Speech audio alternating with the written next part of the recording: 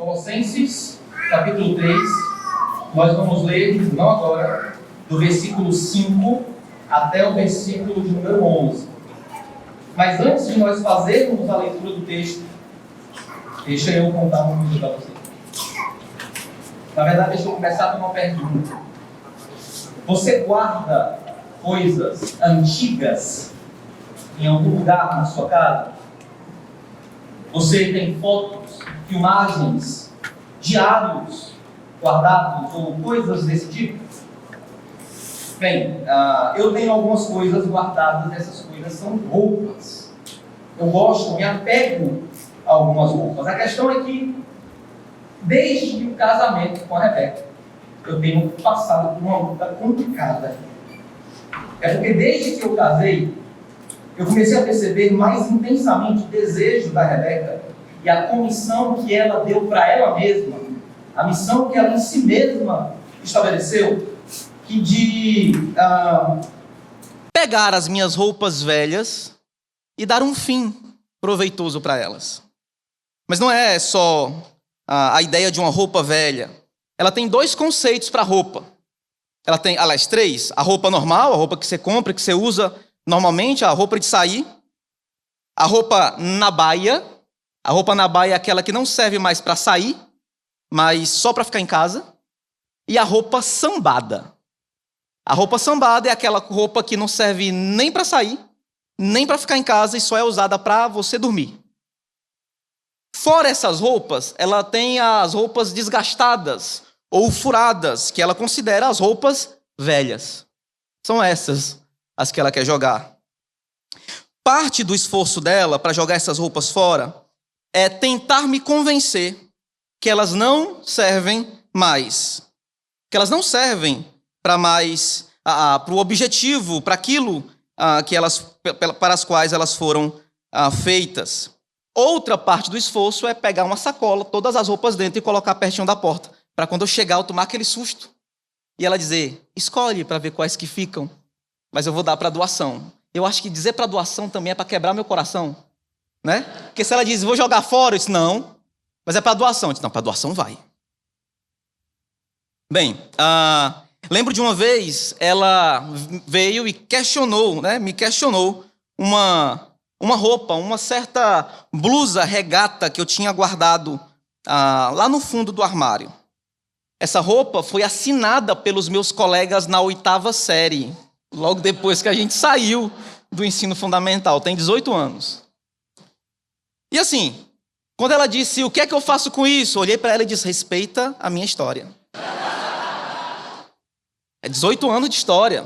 O nome dos meus amigos estão lá. E ela insistia. Mas ela conseguiu, aliás, eu consegui convencê-la a deixar pelo menos essa. Mas a Rebeca é insistente, meus irmãos. Ela não descansa. Ela não se dá por vencida. Ela continua a peleja.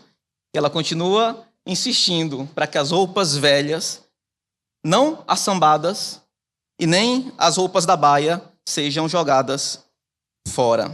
E, meus irmãos, por mais que isso pareça esquisito, estranho, eu acredito que isso tem muito a ver com o que a gente vai estudar hoje. E eu acredito que o apóstolo Paulo nos ensina aos irmãos colossenses e a nós, por meio disso, que a forma correta de viver a nova vida que eles e que nós recebemos em Cristo é exatamente abandonar ou se despir das roupas antigas ou da velha natureza e nos revestirmos e adotarmos uma nova vida, uma vida condizente com a nova realidade para a qual Deus nos fez nascer outra vez. Colossenses, capítulo 3, versículo 5 ao versículo 11, diz o seguinte: portanto, façam morrer tudo o que pertence à natureza terrena, a imoralidade sexual, impureza, paixões, maus desejos e avareza, que é idolatria. Por causa destas coisas é que vem a ira de Deus sobre os filhos da desobediência. Vocês também andaram nessas mesmas coisas no passado, quando viviam nelas. Agora, porém, abandonem igualmente todas as coisas: ira, indignação, maldade, blasfêmia, linguagem obscena no falar. Não mintam uns aos outros, uma vez que vocês se despiram da velha natureza com as suas práticas e se revestiram da nova natureza que se renova para o pleno conhecimento segundo a imagem daquele que a criou. Aqui não pode haver mais grego, judeu, circuncisão e incircuncisão, bárbaro, cita, escravo, livre, mas Cristo é tudo e está em todos, ou em algumas traduções, Cristo é tudo em todos. Meus irmãos, dias atrás, alguns domingos atrás, eu cheguei aqui com uma importante conclusão. E uma conclusão que eu acredito que é uma conclusão paulina. A conclusão era esta, que aquilo que nós acreditamos tem resultados existenciais. Aquilo que nós confessamos crer, que nós acreditamos, tem resultados na nossa vida, no nosso modo de ser no mundo, para ser mais existencialista. Pois bem, ao abordar o assunto, eu investi todo o meu esforço tentando mostrar para vocês que há uma vida que nós devemos viver, e essa vida é resultado daquilo que Jesus fez e da nossa fé naquilo que Jesus fez. Ou seja, crer em Jesus como Ele é, em sua pessoa, em sua obra, como aquele em quem está toda a plenitude da divindade, nos leva sempre ao dever de viver uma vida segundo Jesus. Crer em Jesus nos leva ao dever de viver em Jesus, e a vida que devemos viver diz respeito a vivermos em Cristo, para Ele, nele, com Ele. Amém? Por isso eu tentei explicar e mostrar para vocês em Colossenses 3, 1 ao 4, duas coisas sobre a vida que devemos viver. Primeiro, que a vida que nós devemos viver é uma vida de quem busca as coisas que são do alto, que busca as coisas que são do céu. E em segundo lugar, eu tentei mostrar para vocês que o texto nos aponta que a vida que nós devemos viver é uma vida que espera a manifestação de Cristo. Contudo, eu não sei se aconteceu com você, mas para mim, as expressões buscar as coisas do alto, esperar a manifestação de Cristo, me ajudam, mas não explicam, não esclarecem tanto as perguntas que vieram logo depois. Por exemplo, você já deve ter ouvido a expressão busque a Deus, meu irmão, busque a Deus, ou a expressão mantenha os olhos no Senhor, mantenha os olhos em Deus, ou mesmo espere em Deus, ou descanse no Senhor. E depois de ouvir isso, você deve ter se perguntado, você pode ter se perguntado, certo, mas como é que eu faço isso? Como, afinal, eu espero, eu busco, como eu descanso? Então, após eu pregar sobre a vida que nós devemos viver e dizer para você buscar as coisas que são do alto e esperar a manifestação de Cristo, é natural que você se pergunte também, como é que eu devo fazer isso? Como se faz, afinal? Como, afinal, se busca as coisas que são do alto, onde Cristo vive e está assentado à destra de Deus? Como, então, eu faço, como eu espero essa manifestação de Cristo? Essas perguntas são sempre válidas. São perguntas válidas, claro. Mas eu acredito que o próprio texto nos ensina sobre como fazer isso. Então, se o sermão passado, se o estudo passado foi a vida que devemos viver, e a pergunta é como fazemos isso? O título e o tema do sermão de hoje é como devemos viver a vida que devemos viver. Você entendeu? Você pegou o link? Eu pensei muito para colocar isso. Eu espero que você tenha entendido. Vamos lá.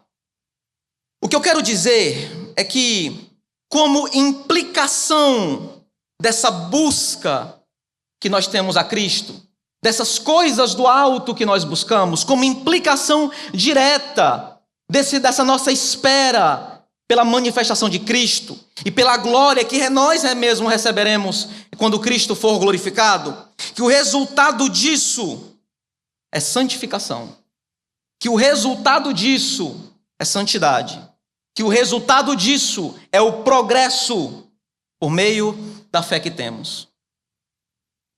Lembre-se, buscar as coisas do alto, como eu disse domingos atrás, tem a ver com o senhorio de Cristo, comigo e com você, obedecendo a Jesus, obedecendo os seus mandamentos e debaixo da sua autoridade.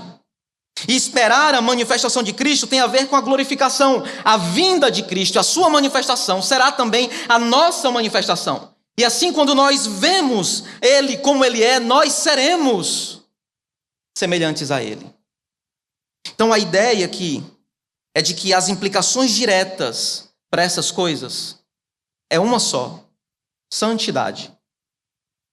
E é isso que eu quero abordar. Em síntese, o compromisso fundamental do crente com as coisas do alto, com a espera da manifestação de Cristo, comissiona o crente ao abandono, ao despojar, ao despir-se das coisas que são de natureza terrena. Focar nas coisas do alto implica diretamente em nós mortificarmos a velha natureza. O compromisso com as coisas do céu implica em nós não termos compromisso com as coisas da terra. E mais do que isso, o nosso compromisso com as coisas do céu implica em o nosso compromisso em abandonar as coisas terrenas, em nos despojar das coisas terrenas. Isso é tudo que eu gostaria que vocês entendessem hoje, e é por isso que a gente vai separar esse estudo em 3 partes. Como é a vida que nós devemos viver? Como devemos viver a vida que devemos viver? Devemos viver a vida que devemos viver, primeiro, nos despindo da velha natureza. Segundo, nos revestindo da nova natureza. E terceiro, nos despindo e nos revestindo hoje, é quando eu entro nas nossas aplicações. Você entendeu? Primeiro ponto, despindo da velha natureza. Segundo, revestindo da nova natureza. E terceiro, nos despindo e revestindo hoje. E a minha oração, meus irmãos, é para que a gente entenda que o que Jesus fez no começo da nossa caminhada, Ele continua fazendo enquanto vivemos, até o momento onde tudo será perfeito, até cada um de nós.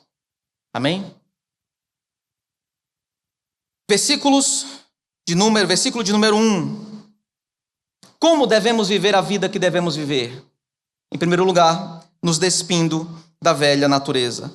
Portanto, façam morrer tudo o que pertence à natureza terrena: imoralidade sexual, impurezas, paixões, maus desejos e avareza, que é idolatria. Por causa destas coisas é que vem a ira de Deus sobre os filhos da desobediência. Vocês também andaram nessas mesmas coisas no passado, quando viviam nelas. Ao falar sobre a vida e a conduta cristã, o apóstolo Paulo comissiona os irmãos de Colossos a um esforço consciente, a uma disposição concentrada. E concentrada em quê? Concentrada em um só objetivo: fazer morrer ou mortificar a velha natureza.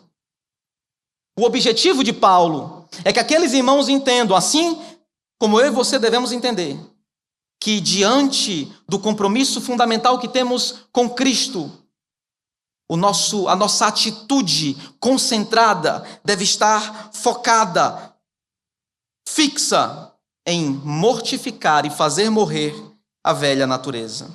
Mas, sinceramente, meus irmãos, isso parece uma contradição. Porque se eu li direito Colossenses, é o próprio apóstolo Paulo que diz versículos antes que nós já morremos. E se nós já morremos, por que a gente deve morrer ou nos mortificar logo depois? Se isso não é uma contradição, o que é então? Alguns textos são importantes para isso. Colossenses 2, 11 ao 12 diz assim: nele vocês foram circuncidados, não com a circuncisão feita por mãos humanas, mas pela remoção do corpo da carne, que é a circuncisão de Cristo. Ele diz: tendo sido sepultados juntamente com ele no batismo, no qual vocês também foram ressuscitados por meio da fé no poder de Deus que ressuscitou dentre os mortos. O texto diz que nós já morremos. Mas por que Paulo diz para a gente morrer de novo? Em Colossenses 2,20 diz assim: se vocês morreram com Cristo para os rudimentos do mundo, por que vocês se sujeitam a regras como se ainda vivessem no mundo? O texto diz que nós já morremos. Então por que a gente precisa morrer de novo? Se você lembra de Colossenses 3 ao 4, o sermão passado, você vai entender o porquê que eu disse isso. O texto diz o seguinte: porque vocês morreram e a vida de vocês está oculta juntamente com Cristo em Deus. Quando Cristo, que é a vida de vocês, se manifestar, então vocês também serão manifestados com ele em glória. Ainda que mortos com Cristo, tendo recebido da sua obra salvadora, a circuncisão do coração, a bênção da plenitude de Cristo, nós ainda não somos manifestados com ele de maneira gloriosa e de maneira perfeita. Logo, ainda que a nossa posição diante de Deus seja de mortos, na vida que devemos viver deve existir um esforço progressivo, contínuo de mortificação. Isso por meio e por causa daquilo que Cristo nos deu. É muito significativo o fato de Paulo dizer que as coisas que pertencem à natureza terrena, ou os membros da velha natureza, ou a velha natureza, ou essas coisas pecaminosas, são aquelas coisas que nós devemos mortificar. Porque de algum modo, ainda que a nossa posição diante de Deus seja uma, ainda não somos perfeitos. E por isso, diante daquilo que Deus fez, a nossa atitude mais coerente com a fé que temos é mortificar, e melhor, continuar fazendo morrer a nossa natureza terrena. Se você lembra de Colossenses 3:2, você vai perceber que as coisas da terra são colocadas em oposição a Cristo. Logo, essas coisas aqui que dizem respeito à velha natureza ou aos membros que pertencem às coisas da terra, ou esses desejos pecaminosos, do versículo 5, façam morrer tudo o que pertence à natureza terrena, também está em oposição a Cristo. É fácil de entender aqui o que Paulo está tentando ensinar. É que nós devemos fazer morrer tudo aquilo que não diz respeito à obra ou os resultados dessa obra salvadora. Tudo aquilo que descaracteriza a salvação que nos foi dada. Tudo aquilo que descaracteriza o senhorio de Cristo sobre a nossa vida. A nova vida que nós recebemos tem o seu próprio caráter. E tudo aquilo que descaracteriza essa vida deve ser rejeitado. Tudo aquilo que é terreno, em oposição àquilo que é do céu. Tudo que não vem de Cristo não é nosso. Se algo não vem de Cristo, não é nosso, meus irmãos, ainda que chegue às nossas mãos. O tipo de práticas que se identificavam aqui com a vida antiga não são mais condizentes com a vida na presença de Cristo. Essa vida que vivíamos longe de Cristo não é mais a vida que devemos viver. Essas coisas, se ainda continuam de alguma maneira, devem ser mortificadas. Em algum momento da vida você vai perceber que algum desejo, alguma intenção ou algum pecado sabia nadar e não morreu nas águas do batismo. E de repente, em algum momento, no meio de alguma circunstância, você vai se ver como a mesma pessoa de antes. O que se faz, então, diante disso? Nós mortificamos os membros que pertencem à natureza terrena. Todas as coisas aqui estão dentro, esse combo inteiro diz respeito à vida antiga. Paulo concebe a nossa antiga natureza como sendo viciada, formada por vícios diferentes, como disse Calvino. E uma série de vícios e pecados são colocados aqui. Imoralidade, impureza, paixões, maus desejos, avareza. Todas essas coisas podem desembocar em idolatria. Tudo isso pertence a um tipo de vida que não pertence a Cristo. Paulo, então, cria essa lista para nos mostrar uma série de coisas que não são mais condizentes com a vida na fé. Aqui há uma discussão importante, que alguns entendem que o resultado das heresias de algumas pessoas era o apego a liturgias, a rituais. Mas o resultado de algumas outras heresias era um tipo de vida promíscua, longe do caráter de Deus, afastada da vontade de Deus, longe da obediência, onde parece que não existia pecado. Então, se por um lado, uma heresia pode nos transformar em legalistas, excessivamente litúrgicos, apegados às sombras de bens vindouros, por outro lado, heresia pode descaracterizar a vida que nós devemos viver. Pode descaracterizar a vida no Evangelho. E não simplesmente em coisas que fazemos durante o culto, mas a nossa vida não faz referência nenhuma a Cristo. E ainda que a gente não vá gastando tempo aqui, olhando para cada palavra, é importante mencionar aqui que o caráter fundamental desta velha natureza, meus irmãos, é desobediência. E todas essas coisas caminham para a idolatria. Avareza é um pecado, não é? Idolatria é um pecado, não é? Então por que parece que ele está colocando as coisas juntos? Alguns dizem que o que ele está querendo fazer é que todos os pecados ali podem culminar em idolatria. Aqui, talvez, alguns outros dizem que o que está se fazendo aqui é referência à pregação de Jesus no Sermão do Monte, no capítulo 5 de Mateus, quando ele diz que existem dois deuses, Mamon, ou o dinheiro, ou a ganância, ou a vontade de ter sempre mais, e o próprio Deus. Você não pode servir a dois senhores, ok? Em qualquer um dos lugares, a gente tem que entender que algum pecado pode se transformar em um ídolo. Em algum momento, os nossos vícios pecaminosos se transformam em nossos senhores. Isso não é o tipo de vida que devemos viver. Essas coisas devem ser destruídas. O caráter de desobediência deve ser desfeito. E Paulo parece nos comissionar a um esforço concentrado para fazermos isso. Ora, Cristo já nos matou. Cristo já mortificou a nossa carne. Cristo já fez algo em nossa vida. E agora, nós tomamos o poder que Cristo nos deu e mortificamos também a nossa carne por Ele, para Ele, em nome dEle. Essas coisas devem ser destruídas dentro de cada um de nós, porque o próprio Deus é contra elas. Contra as coisas e contra quem as pratica. Perceba como esse texto que nós vamos ler agora é parecido com o texto de Efésios. Por causa destas coisas, versículo de número 6. Por causa destas coisas é que vem a ira de Deus sobre os filhos da desobediência. O caráter fundamental daquele que vive longe de Cristo é desobediência. E a vida dos colossenses também foi uma vida marcada por essas coisas. Por imoralidade sexual, impureza e uma série de outras coisas. A principal atitude, então, daquele que crê, segundo o que Paulo está dizendo, é colocar diante da velha natureza uma exigência: que ela morra. Ela deve ser mortificada. Quando nós estamos diante de Jesus, não existe outra opção. Diante da desobediência, nós mortificamos o desejo de desobedecer. Diante dos pecados, nós mortificamos a vontade da carne. Os pecados que marcavam a vida antiga, a sua vida antiga, não devem mais ser a sua expressão fundamental. A sua identidade não é mais fundada em uma série de vícios que te leva à desobediência.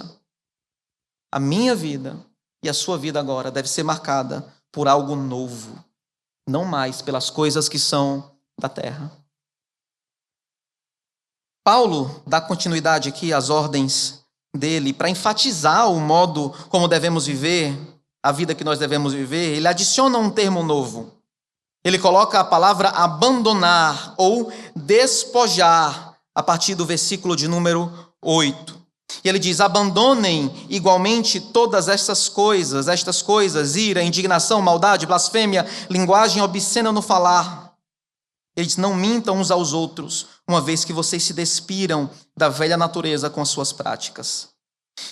Bem, eu entendo que fazer morrer ou mortificar está em paralelo aqui, sendo reforçado pela ideia de abandonar ou, em algumas traduções, despojar. E essas duas palavras também nos ajudam a construir a nossa compreensão desse processo que nós estamos tratando aqui. E eu entendo que em ambos os casos, Paulo, para mostrar que essas coisas estão em paralelo, ele dá uma ordem: façam morrer ou abandonem, e logo depois ele vem com a lista de pecados para serem mortos ou para serem abandonados.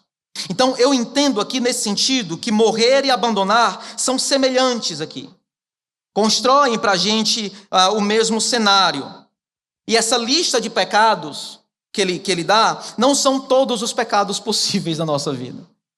A gente consegue ser muito criativo com muita coisa. Mas ele diz que essas listas são para mostrar que aquilo que diz respeito à natureza terrena, ou seja, que não é a vida que Cristo reservou para a gente, tudo isso deve ser morto, tirado. Mortificar, então, é abandonar, deixar de lado, jogar fora, e não mais retornar a praticar. Despojar ou despir é tirar uma roupa e colocá-la longe. A ideia parece ser exatamente essa. Depois que você chega do trabalho, você suado, sujo, você pensa em se jogar na cama, né, do jeito que está. Eu sei que às vezes você faz isso, mas pelo menos o objetivo é que você para e pensa e diz, não vou primeiro tirar a roupa suja. Né? Pelo menos tirar a roupa suja, tomar um banho. A ideia de tirar a roupa suja é porque aquilo não serve mais. Esse momento é um outro momento. A ideia parece ser exatamente essa. Que o tipo de vida antiga não nos serve mais. Que a ira, como servia antes, não serve mais. Que o desejo, a vontade e a habilidade de manipular não serve mais. Não é mais característica, não deve ser característica nossa. A linguagem abusada não serve mais. Esse tipo de coisa que não faz referência ao Cristo, mas que é característica fundamental da desobediência, não serve mais. É roupa suja. Você joga longe. Perceba que os pecados nomeados aqui fazem referência a coisas que são tanto questões externas, como também questões internas. Como é que você percebe um palavrão? Ou uma linguagem obscena? Quando se fala. Mas quando é que você percebe maldade? Só quando acontece. Geralmente está no coração. Imoralidade geralmente se percebe quando acontece. Mas os desejos malignos? Geralmente está no coração. A questão aqui, então, não é fazer uma simples diferença do que devemos mortificar e dizer, olha, mortifica apenas as suas práticas externas. Ou aquilo que deve morrer é simplesmente aquilo que você faz, de maneira comportamental. O processo de mortificar e abandonar tem raízes no céu, meus irmãos. Começa lá com aquilo que foi feito, mas os seus frutos são dados no mais profundo do nosso ser. É de dentro para fora. Os nossos maus desejos, as nossas más intenções, assim como aquilo que nós fazemos de maneira clara, prática, com o nosso corpo. Todas essas coisas que dizem respeito à desobediência devem ser mortificadas. E na medida em que mortificar nos mostra uma ação violenta, abandonar diz como nós devemos fazer essa violência contra o velho homem. Eu digo para você, mortifique o velho homem. Mortifique esse desejo. Mortifique essa prática. Aí você me pergunta, como? E eu digo, pare de fazer. Aí você diz, só isso? Não. Tudo isso. Abandone. Você já tentou abandonar o pecado, meu irmão? Eu espero que sim. Tu nunca percebeu que é complicado em muitos níveis, muitos deles? Ou você ainda não percebeu que a gente age com violência contra nós mesmos quando nós nos dispomos a não nos irar? Tu já tentou não se irar? Geralmente a gente percebe que está irado só. É essa coisa. Mas o que é que tu faz com essa ira? A gente diz, não, eu segurei que eu quase explodo. Isso não foi uma violência contra você, não? É esse tipo de violência que eu acredito que Paulo está falando. Abandonar as velhas práticas, abandonar a vida antiga é algo violento. E você não precisa estar se martirizando, se chicoteando, se batendo, ajoelhado no milho. Você só precisa querer parar. Aí você percebe que as correntes são muito mais fortes. É Lewis que diz que quando você está caminhando né, no rumo da corrente, para onde a corrente leva, é tudo muito fácil. É quando você começa a andar contra ela, nadar contra ela, que as coisas começam a ficar mais difíceis. É que o esforço começa a precisa ser maior. E na medida em que nós percebemos que uma ação violenta é necessária, o meio para violentarmos a velha natureza, para ferirmos, para mortificarmos a velha natureza, é o abandono. Deixando os desejos maus, abandonando a avareza, não cumprindo as intenções mentirosas do coração, se recusando a usar linguagem obscena. Você já tentou segurar suas palavras quando você queria e podia falar? Você já parou para refletir no modo como você as usa, por exemplo?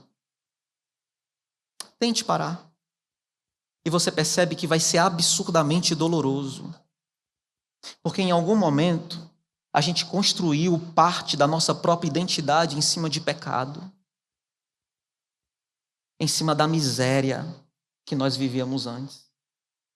E agora, meus irmãos, mexer nos nossos pecados é mexer em quem somos. Ou você não diz de si mesmo uma série de coisas que eu posso unir e dizer que é pecados? Me diga duas qualidades. Não, eu sou decidido e eu sou rápido. Eu costumo colocar para frente tudo aquilo que eu me proponho a fazer. Irmão, se eu bater isso no liquidificador, dá teimosia. É um orgulhoso. Não é não? Bate tudo no liquidificador. E é parte da forma como nós nos enxergamos. Abandonar essas coisas é violentar a nossa própria identidade. Mas é assim que Deus escolheu que fosse. Ele diz que por meio dessa obra nós fomos despidos da velha natureza com as suas práticas. Não é mais característica nossa. Devemos nos despir, nos despojar, fazer morrer tudo aquilo que é desobediência. Fazer morrer e abandonar as coisas que pertencem à vida de desobediência, ou seja, seguir a vida em um processo profundo de santificação, em busca de obedecer a Deus, se afastando do pecado, é como devemos viver a vida que devemos viver. O problema, meus irmãos, é que muita gente experimenta a santificação quase como se Jesus fosse a pior coisa que aconteceu na vida dele. Não dá para falar da vida antiga orgulhoso, meus irmãos. E eu já tive que presenciar uma conversa entre dois irmãos e eles decidindo quem era ali o melhor e que tinha beijado mais garotas. A vida antiga, meu irmão, não é para orgulho. Muitas vezes, quando a gente fala do nosso passado, a gente fala com uma alegria tão grande que parece que Jesus chegou e estragou a nossa vida. Parece que ele chegou e destruiu a nossa vida que estava tão boa e nos deu uma vida miserável. Ai, Jesus chegou, não é isso aí. Vamos viver para Deus, aleluia. E sabe o que é pior ainda? É que por vezes eu preciso investir tempo mostrando que viver essa vida de pecado não é proveitoso, não é para orgulho. Que ninguém pode achar virtude nessas coisas. E eu quase sou obrigado a fazer gráficos mostrando que a diminuição da expectativa de vida tem referência direta com o ingresso da pessoa no alcoolismo. E para que ela abandone isso, eu tenho quase que mostrar um gráfico. Quando na verdade não deveria. Olha para o texto. Portanto, façam morrer tudo o que pertence à natureza terrena. Imoralidade sexual, impureza, paixões, maus desejos e avareza, que é a idolatria. Por causa destas coisas é que vem a ira de Deus sobre os filhos da desobediência. Eu dizer para você, às vezes, que esse tipo de coisa acaba com a sua saúde, não deveria ser superior ao fato de que Deus, o Deus irado, está condenando esse tipo de práticas, e a sua ira está sobre os filhos da desobediência, ou seja, aqueles que vivem e que praticam tais coisas. Eu não deveria gastar mais do que 15 segundos para falar sobre isso. Meu irmão, Deus está irado com você. Você tem um problema para resolver. Não, eu queria que você explicasse mais. Às vezes, a gente não pode considerar o texto, a escritura, aquilo que Deus diz por meio da sua palavra, como inferior a qualquer outra informação que a gente tem. O problema, meus irmãos, é que muitos de nós consideramos a santificação como um momento alheio na vida. Como um momento que pode acontecer em um ponto específico. Aí a gente progride.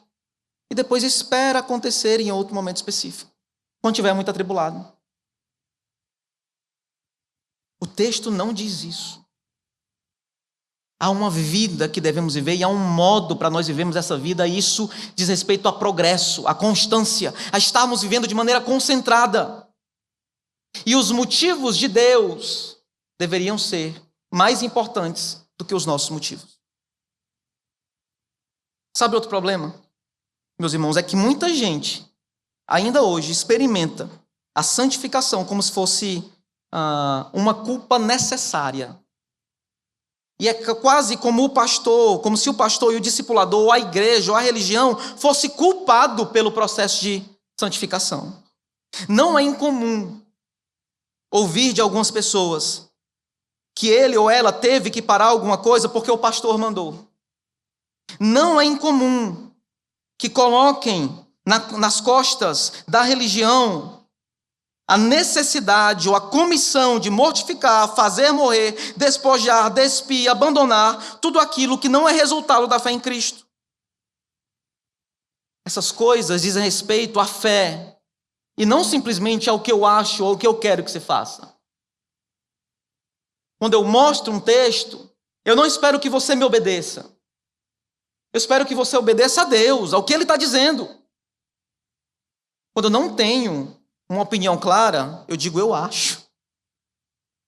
Mas se Deus disse, por que a gente precisa de mais motivos?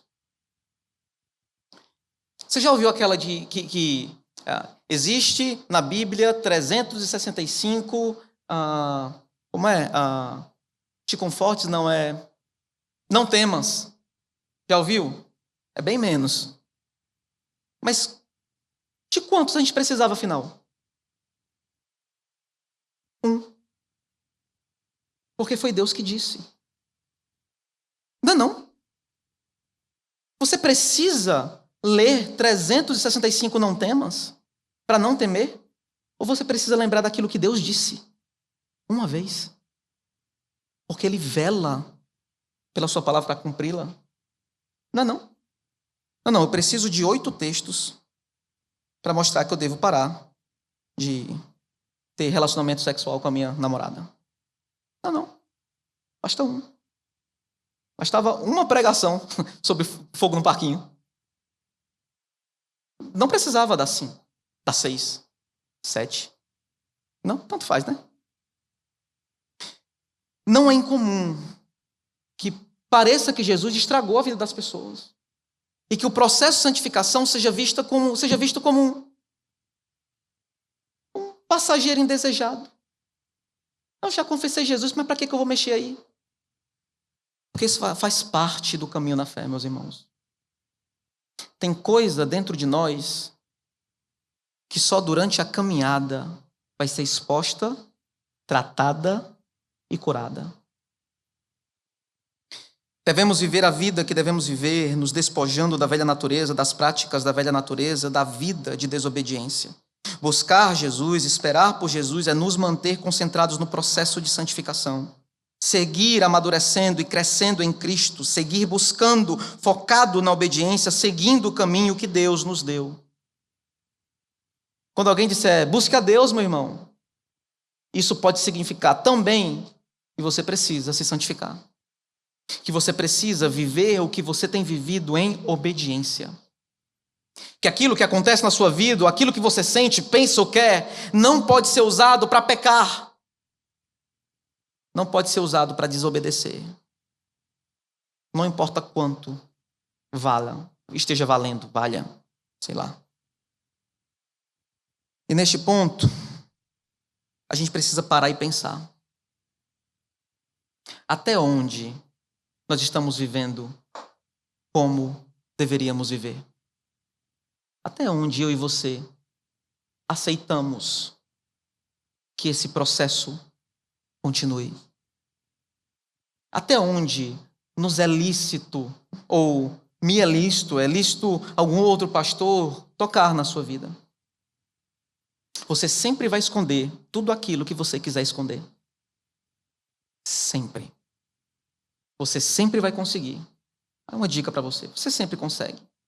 O problema não é conseguir, meu irmão. O problema é o resultado dessas coisas. A vida que nós devemos viver é outra.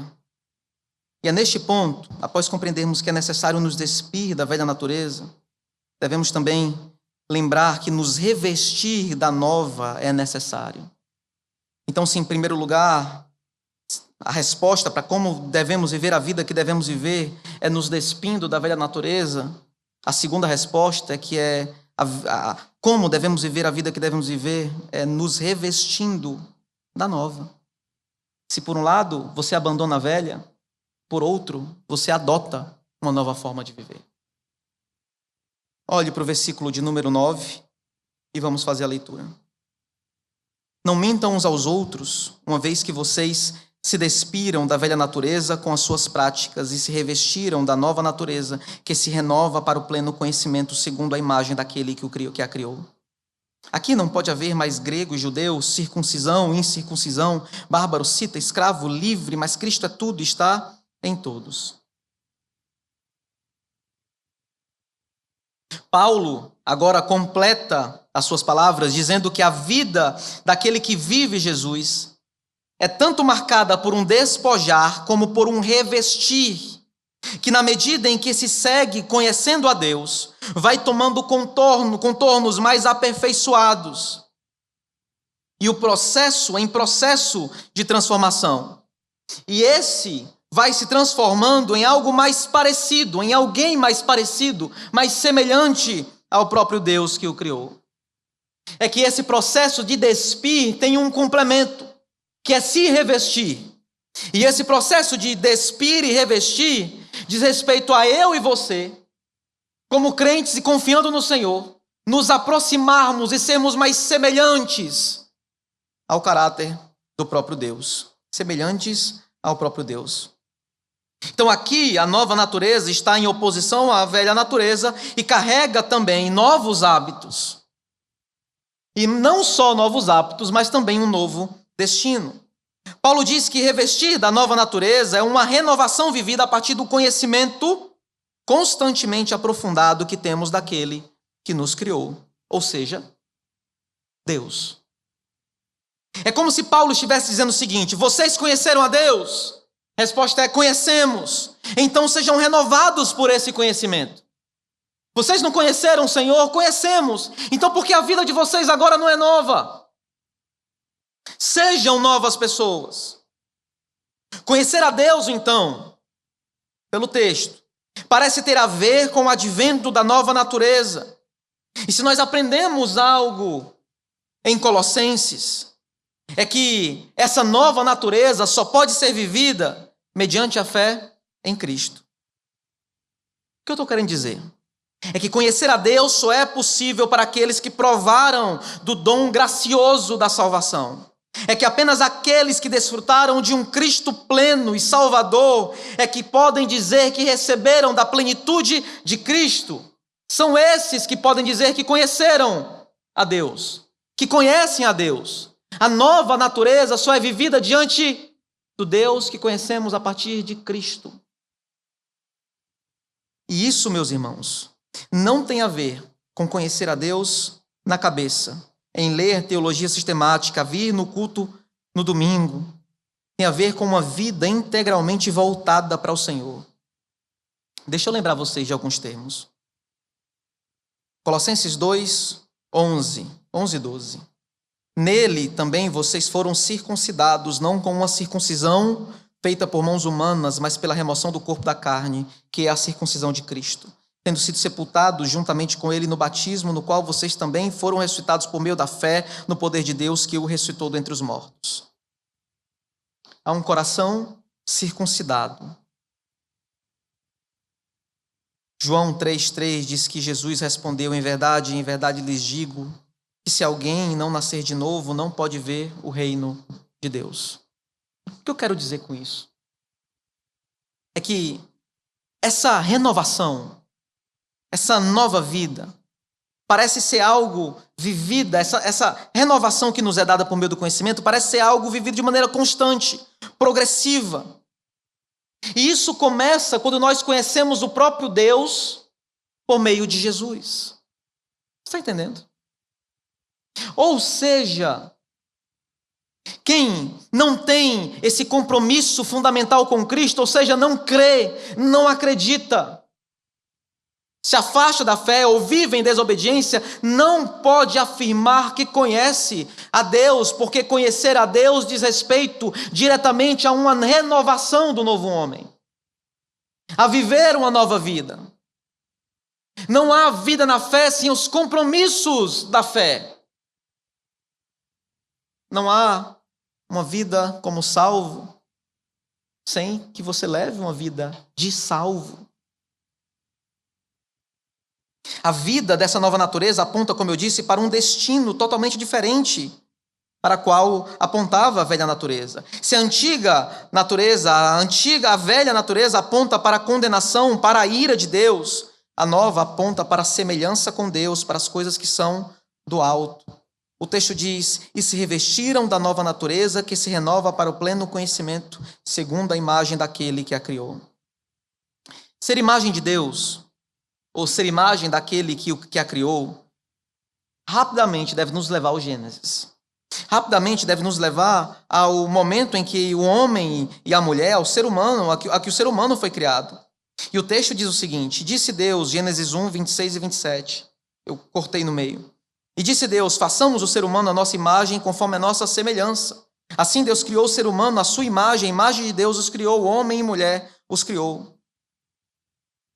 Sabemos que o pecado de Adão e o pecado de Eva, os primeiros dois seres humanos históricos criados, perverteu essa imagem e essa semelhança.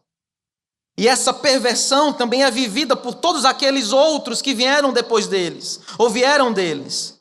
Então eu acredito que o que Paulo está tentando dizer, assim como o Novo Testamento diz, é exatamente que, para nos fazer entender que apenas por meio da obra redentora, salvadora da pessoa e obra de Jesus, é que nós podemos tomar parte no projeto de Deus. É apenas por meio de Jesus que nós podemos ser aqueles que Deus quer que nós sejamos. É apenas por meio de um novo nascimento em Cristo que podemos ser quem nós devemos ser. Ser imagem e semelhança de Deus só é possível conhecendo a esse Deus por meio de Jesus. Nenhuma outra forma é possível. E esse, meus irmãos, não é o motivo de toda a instrução, de todo o estudo, de toda a leitura pública, de todo o discipulado, de toda a música, de toda a amizade que nós devemos ter. Formar no outro a imagem de Cristo. Formar um no outro o Cristo que nos salvou. Para que cada um de nós pareça mais com Cristo. Para que eu e você, por meio do serviço mútuo, possamos parecer com o nosso Senhor. Colossenses 1, 28 ao 29, Paulo diz o seguinte: este Cristo nós anunciamos, advertindo a todos e ensinando a cada um em toda a sabedoria, a fim de que apresentemos cada pessoa perfeita em Cristo. Qual o objetivo de toda a instrução, de todo o ensino, de toda a advertência, de toda a exortação? Apresentar aquele povo perfeito em Cristo, santificado, puro. É para esse fim que eu me empenho, esforçando-me o mais possível, segundo o poder daquele que opera poderosamente em mim. Deus deu poder para que a gente forme ou para que Paulo, nesse momento aqui, forme nos crentes o Cristo. Esse não é o motivo pelo qual sentamos aqui e ouvimos a pregação? Esse não é o motivo pelo qual fazemos nossos devocionais, oramos também? Porque se não é, a gente está perdendo o que o próprio Deus disse. Os professores da salinha das crianças, vocês ensinam para que essas crianças cheguem à fé, para que elas possam viver para a glória de Deus, para elas serem quem Deus quer que elas sejam. Pessoal do ANSE, que vem todo sábado. Meus irmãos, por que vocês fazem isso? Não pode ser só para ocupar o tempo de vocês no sábado. É para de alguma forma Cristo seja formado nessas crianças. É por isso que a gente ensina sobre Jesus, para que Jesus seja formado. Pais, mães, pastores, discipuladores, diáconos. Porque, afinal, servimos? Porque nós ensinamos os filhos, as ovelhas, os amigos? Porque estamos do lado dos outros quando eles sofrem? Se não para conseguirmos apresentar uns aos outros perfeitos, santificados, mais parecidos com Cristo. Por quê? Por quê? Por que ser hospitaleiro? Por que falar a verdade? Por que exortar? Por que aplicar a Bíblia no final de todo o sermão? Por que vir e pregar cadeira? Por que trabalhar? Por que se esforçar? Por que se sacrificar? Por que gastar tempo de estudo? Por que cantar? Por que compor? Por quê? Se é só trabalho, no dia que a gente cansar, a gente tira férias e vai embora. Acabou, estou cansado, vou mudar de emprego. Vai para outro lugar. Mas, meus irmãos, todo o poder que é dado é para que Cristo seja formado. Isso não pode ser só trabalho. Conhecer a Deus, meus irmãos, deve frutificar. E o fruto do conhecimento de Deus é mais vida com Deus. Aí vem outra questão. A gente tem N reuniões, N pregações, 355 dias em Romanos, 48 sermões em Hebreus, e tudo isso é para quê? Tudo isso é por quê? É para a gente chegar e dizer, o pastor começou um sermão em Hebreus no capítulo 1, versículo 1, e no final terminou só no capítulo 13, quando o texto acabou. Ou é para que a gente, conhecendo a Deus, se aproxime de Deus? Quais são os frutos de 43, 44 pregações em Hebreus? Quais são os frutos do culto de oração? Quais são os frutos das aulas sobre o Deus incomparável? Qual é o resultado dos grupos de estudo? Se é só para conhecer teologia e mais teologia, meu irmão, não deveria significar mais likes, deveria significar mais vida com Deus. É por meio desse conhecimento de Deus que nós mesmos somos renovados. E se esse conhecimento não nos renova, se tudo que nos renova é abandonar o que temos para fazer, é nos afastar do serviço, será que é isso? Será que isso é o serviço cristão verdadeiro? Será que essa é a vida cristã verdadeira? Às vezes eu acho que nós nos pervertemos com o trabalho, abandonamos os motivos. Nós nos pervertemos com o que fazer e perdemos o porquê fazer. Meus irmãos, mais teologia deveria significar mais vida com Deus, mais vida para Deus. E quanto mais absorvemos, não para degustar, mas para viver, Isso deveria ser visto na nossa vida comum.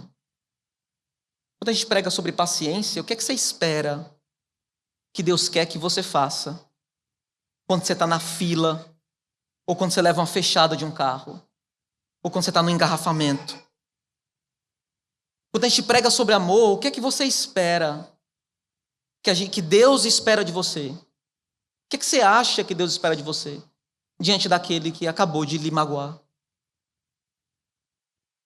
Se é dito, é falado, é lido, é pregado sobre orgulho, o que é que você espera que aconteça com você? Não pode ser simplesmente esperar o próximo culto para ter a próxima pregação. Porque se for só isso, a gente lê o Pão Diário, meu irmão. Todo domingo a gente lê o Pão Diário. Não é isso. Mais conhecimento de Deus deveria nos levar para Deus mais profundamente. E Deus deveria ser visto mais profundamente em nossa vida. Revestir-se então do novo homem é viver uma nova vida como nova criação, como filho de Deus, sendo renovado constantemente pelo progresso em conhecer o Senhor. Contudo, isso que acontece dentro de cada um de nós deve chegar até o lado de fora.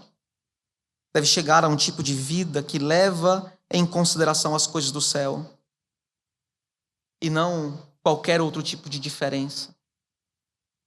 Ao ponto de que as diferenças raciais são destruídas também. Olhe para o versículo de número 11.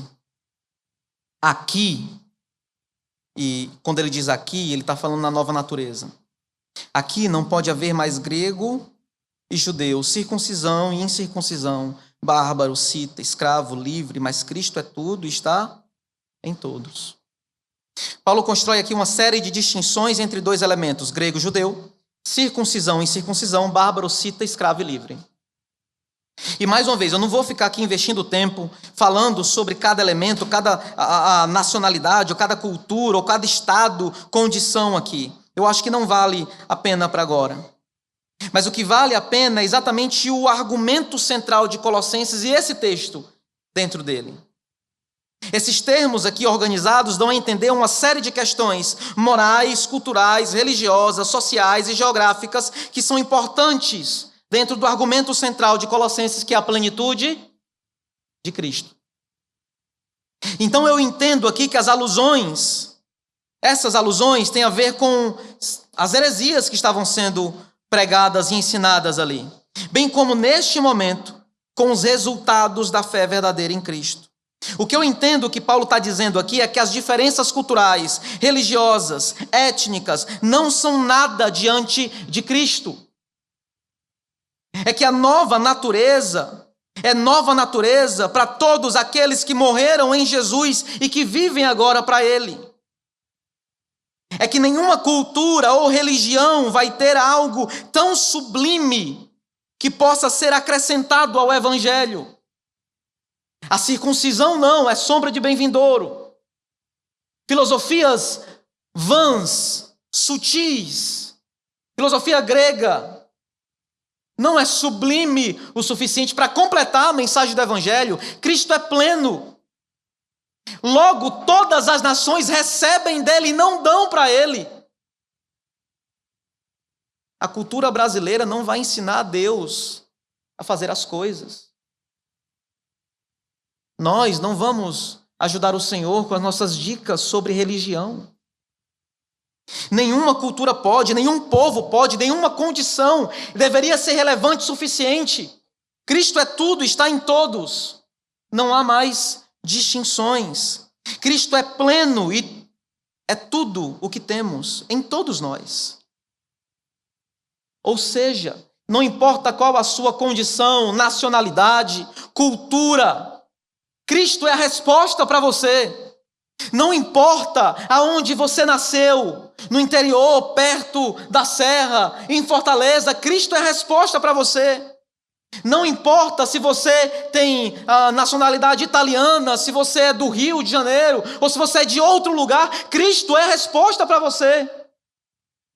Não há possibilidade nenhuma de Cristo não ser a resposta, porque Ele é tudo em todos.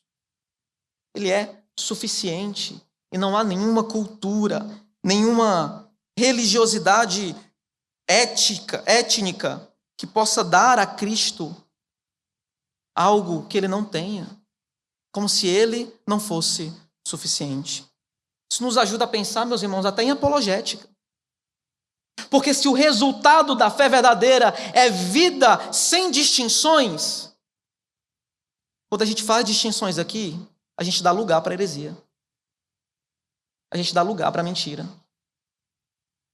É bobo eu e você pensarmos que a nossa luta contra heresias é apenas intelectual. Porque mentira, assim como a verdade, tem resultados existenciais. Não é não? Como é que a gente luta pela mentira? Falando a verdade. Isso, mas vivendo a verdade também. Não é isso que está aqui? Devemos viver a vida que devemos viver sem distinções, sem apegos culturais que possam perverter o Evangelho. Devemos viver debaixo de Cristo, do Cristo suficientemente Salvador. E, meus irmãos, eu acredito que diante dessas coisas, devemos pensar em como devemos viver a vida que devemos viver hoje. Porque essas coisas não ficaram para trás com os colossenses. Hoje, nessa fortaleza, entre aspas, pós-pandêmica. E é esse o meu esforço agora. Como devemos viver a vida que devemos viver? Nos despindo, terceiro ponto, e nos revestindo hoje. A minha primeira implicação ou aplicação é que o resultado da fé em Jesus é um compromisso fundamental, existencial com Cristo, de maneira tal que está voltado para Cristo e, ao mesmo tempo, diligentemente cumprir os desejos da velha natureza, não está dentro do nosso rol de possibilidades.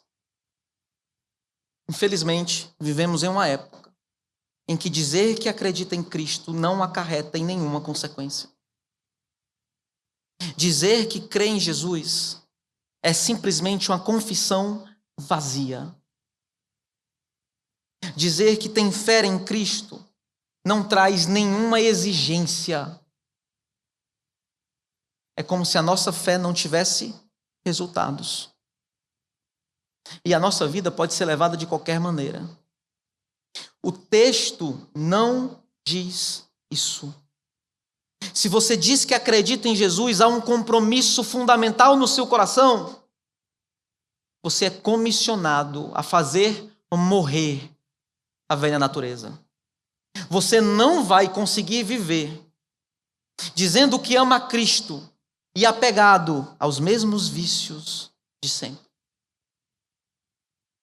Não é possível agradar dois senhores. Você não vai conseguir viver todos os desejos da carne como servo de Cristo ao mesmo tempo. A nossa cultura, nossa época, tenta, flexibilizar tudo. Não é possível para você. E, sinceramente, muitos em nossa época têm achado que é possível. Têm achado que é possível ser crente aqui e não ser crente em casa. Têm achado que ser fiel a Jesus não significa levar a sua fé para dentro da sala de aula ou levar a sua fé com você quando você vai para o trabalho. Alguns de nós acham que Cristo é apenas uma adição. A cultura de bem-estar é assim. O que é que você precisa para viver bem? Um bom emprego, um bom salário, para ter qualidade de vida, uma boa casa, boa comida, praticar esporte, comer de forma saudável e religião, espiritualidade, porque a gente tem que exercer a fé, não é? É o papo do meu instrutor de academia. Você tem religião? Massa. Vai lá, é bom. para a sua vida. Bem-estar. A gente vive em um tempo em que religião é simplesmente um fator protetivo. Só isso. É só algo que vai proteger você de ficar mais doente. Porque, afinal, quem tem fé em algo maior tem menos probabilidade de ter problemas psicológicos. Aí enumera esse. É isso? A fé em Jesus não é um adendo, não é algo adicionado à nossa boa vida que temos. É algo que nos muda estruturalmente, fundamentalmente. É outro coração, é outra vida, é outro pensamento. Não ache que você vai conseguir viver assim. Em segundo lugar, esse processo que podemos chamar de santificação deve atravessar toda a nossa vida e não apenas de maneiras externas, mas deve chegar ao mais profundo do nosso ser. A nossa fé nos convoca a viver em santificação em todos os momentos da vida. Ou seja, não importa se é um momento de promoção no trabalho, nem se é um tempo de tribulação na sua vida, nós nunca estamos livres para o pecado. Nós nunca estamos livres ou somos desculpados para viver em pecado, para viver em desobediência. Não há condição existencial que nos desobrigue. E eu sei que há N coisas que a gente pode discutir aqui, mas não vai ser esse momento, você vai ficar só com essa frase. Quando eu descer a gente discute, tá? N coisas sobre estados psicológicos e por aí vai. Mas em geral, nós somos chamados à obediência. Amém?